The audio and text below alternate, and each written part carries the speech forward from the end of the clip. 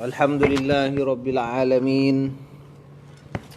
Wassalatu wassalamu ala ashrafil mursalin Sayyidina wa maulana Muhammadin wa ala alihi wa sahbihi ajma'in. Amma ba'd. Alhamdulillah, ikhwafillah yang dirahmati oleh Allah subhanahu wa ta'ala. Pada malam hari yang berbahagia ini, insyaallah ta'ala kita akan melanjutkan bahasan daripada kitab tafsir Taisir kita, ya, di mana kita akan membahas surah Al-Baqarah lanjutan ayat 140, ya, yaitu di kalimat wa mallahu bighafilin amma ta'malun.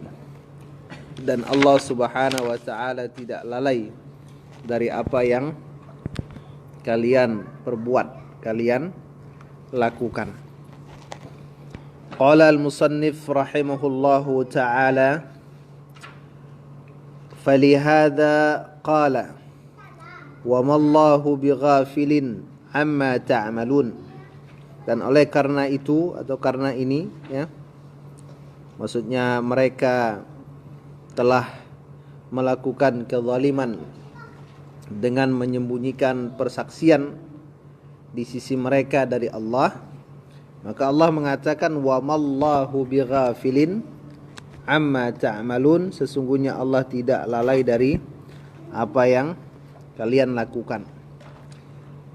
Bal bahkan qad ahsa a'malahum, qad ahsa a'malahum, Allah subhanahu wa ta'ala benar-benar menghitung amal perbuatan mereka, berbagai macam amal perbuatan mereka. Kemudian wa'addaha, ya, menghitungnya, waddakhara lahum jazaaha, dan Allah menyimpan untuk mereka akan balasan dari perbuatan mereka tersebut. Jadi kata Allah, siap-siap, kalaupun mereka di dunia itu dianggap aman, merasa aman, maka nanti di akhirat mereka harus bersiap-siap untuk mendapatkan balasan di sisi Allah subhanahu wa ta'ala. Fabi'sal jaza'u jaza'uha, maka seburuk-buruk balasan jaza'uhum, ya. Fabi'sal jaza'uhum, maka seburuk-buruk balasan adalah balasan mereka. Nah, hati-hati gitu. Allah akan memberikan balasan terburuk kepada mereka. Wa bi'satin naru mathwal lidzalimin, dan seburuk-buruk neraka itu adalah tempat kembali, tempat berdiam bagi orang-orang yang zalim. Nah, kan Allah mengatakan wa man azlam, siapakah yang lebih zalim dari orang yang katama syahadatan indahu minallah, berarti seburuk-buruk neraka itu adalah tempat berdiam bagi orang-orang yang zalim. Jadi orang zalim itu nanti akan merasakan seburuk-buruknya neraka dan seburuk-buruknya azab. Wa hadhihi tariqatul Qur'an, wa hadhihi tariqatul Qur'an. Ini adalah jalan Quran, ya. Fi dzikril ilm wal qudrah, dalam penyebutan ilmu dan kudrah Allah. Nah, ini cara Quran untuk mengingatkan cara Quran dalam menyebutkan ilmu dan kudrah Allah. Allah itu maha mengetahui, Allah itu maha berkuasa. Cara Quran seperti itu. Wa mallahu bighafilin amma ta'malun, Allah tak pernah lalai dari apa yang kalian lakukan. Artinya Allah tahu yang dilakukan mereka dan Allah mampu membalas mereka.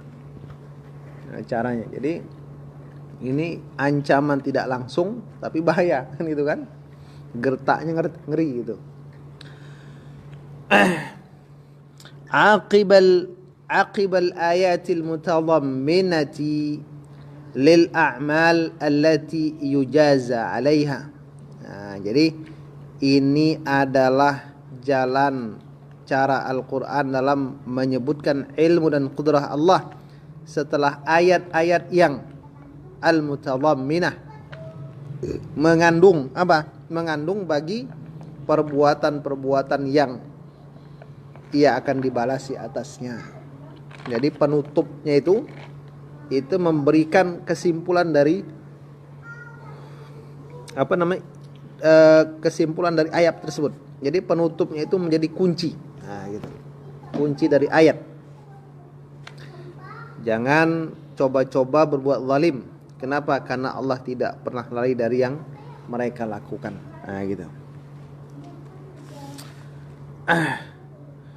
Fayufidu dzalika, maka hal itu memberi faedah, yaitu penyebutan al-ilm wal qudrah, ilmu dan qudrah Allah itu memberi faedah al-wa'da wal wa'id, janji dan ancaman. Hati-hati ya, jangan meremehkan, jangan melanggar persaksian yang sudah dibuat di sisi Allah, nanti kamu diancam. Kamu kerjakan janji itu, maka kamu akan dijanjikan kebaikan. Nah, kenapa? Allah tak pernah lalai. Wa targhib wa tarhib, memberi faedah, motivasi dan takut, menakutkan. Tarhib, memberikan rasa takut gitu, membuat orang takut sehingga enggak berani. Wa yufidu aidan dzikrul asma'il husna ba'dal ahkam, dan memberi faedah juga penyebutan asma, nama-nama Allah yang maha baik setelah hukum-hukum. Kan ada ayat itu sebelumnya berbicara tentang hukum-hukum, aturan, lalu ditutup dengan nama Allah. Kan banyak tuh. Annal amra ad-diniyya wal jazaiyya, bahwasanya perkara agama dan perkara agama dan perkara yang dinisbahkan kepada pembalasan akhirat, perkara agama, urusan agama, urusan pembalasan di akhirat. Atharun min athariha, adalah satu bekas dari bekas asmaul husna. Kenapa Allah memasukkan orang beriman ke dalam syurga?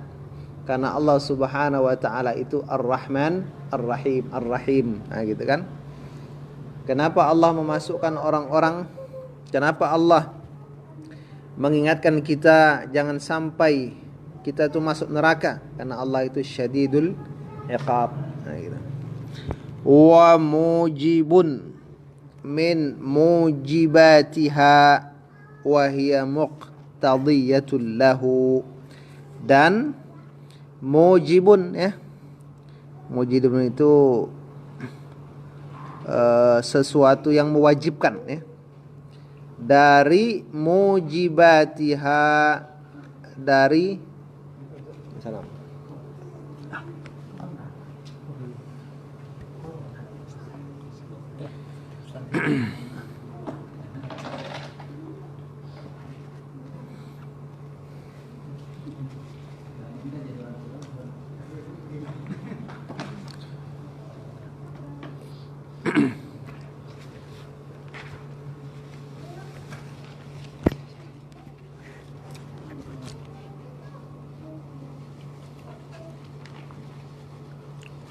Oke.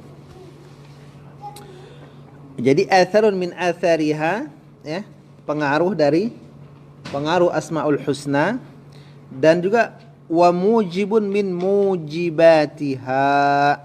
Nah, dan dia adalah satu pendorong dari pendorong penyebutan nama-nama Allah tersebut. Wahia muqtadiyatul lahu, yaitu dianya asmaul husna itu muqtadiyah, yang menuntut bagi munculnya perkara agama dan pembalasan. Jadi mujib ya, konsekuensi dari konsekuensi Asmaul Husna. Al-mujib sesuatu yang mewajibkan dari perkara yang menjadi pendorong bagi penyebutan Asmaul Husna tersebut. Nah gitu.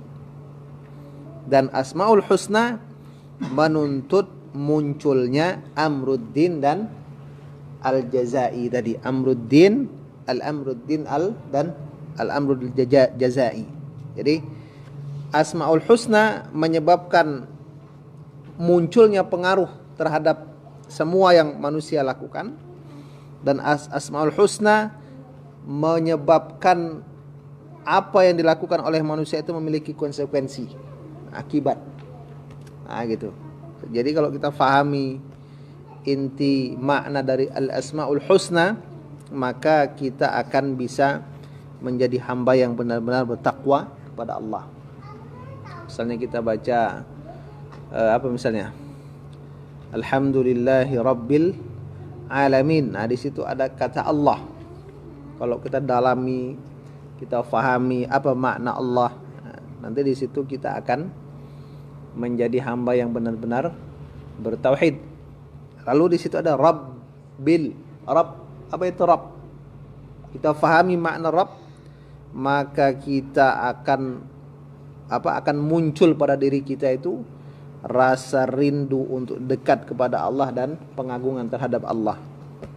Nah itu dia ya. Misalnya lagi nanti kita lihat di Al-Quran itu, apa contohnya?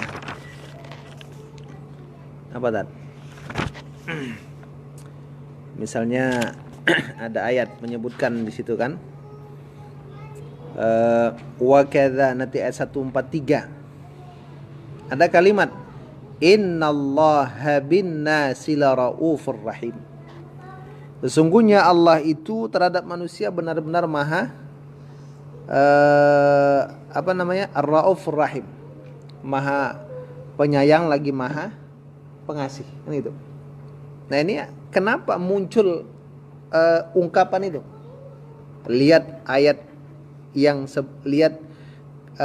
potongan ayat yang sebelumnya. Ternyata apa yang dibicarakan pada potongan ayat sebelumnya itu nanti di situ ada terkandung hikmah dari Asmaul Husna yang disebutkan tersebut.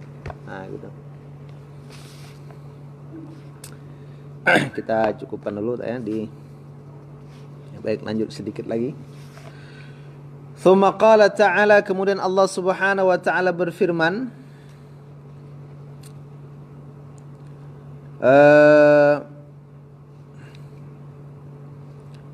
apa dia?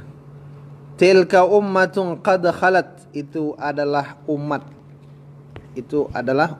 qad khalat yang benar-benar telah berlalu. Ya.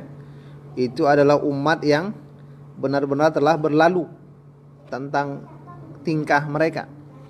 Laha ma kasabat, baginya umat apa yang ia usahakan. Walakum ma kasabtum, dan bagi kalian apa yang kalian usahakan. Wala tus'aluna amma kanu ya'malun, dan kalian tidak akan ditanya dari apa yang mereka kerjakan. Orang yang sudah bukan hidup di generasi kita, ketika mereka melakukan keburukan, kita tidak punya tanggung jawab terhadap keburukan mereka. Tapi kita jangan mengikuti keburukan mereka. Nah, gitu. Taqaddama tafsiruha, telah berlalu tafsirnya ya, pada ayat 141. Pada ayat berapa tuh? Tilka ummatun qad khalat, 134.